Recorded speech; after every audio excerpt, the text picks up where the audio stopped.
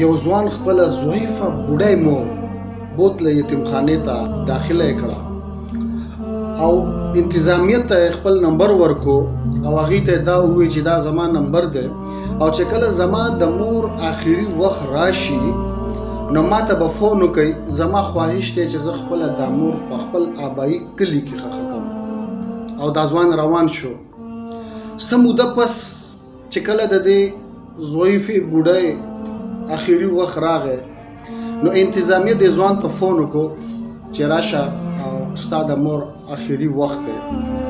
نو دا ځوان لاړو او دا خپله مور یې را روانه کړه. چې دوی په لاره روان دي نو دې بوډۍ مور ورته یو ډېره تاریخي خبره وکړه.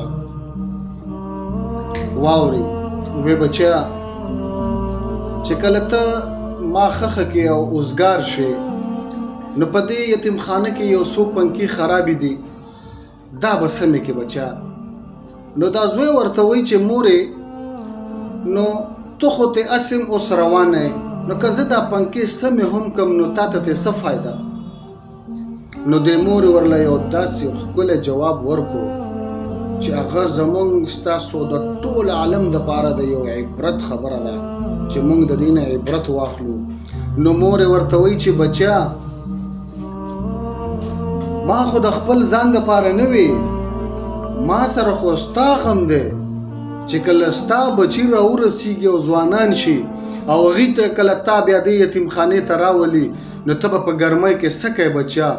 ما سره خو ستا غم دی او که چېرې دا پنکې خرابي او ته په دې کې په ګرمۍ کې پروت بچیا نو زما روح به په قبر کې تړپاویږي، زما روح به په قبر کې پریشانه وي.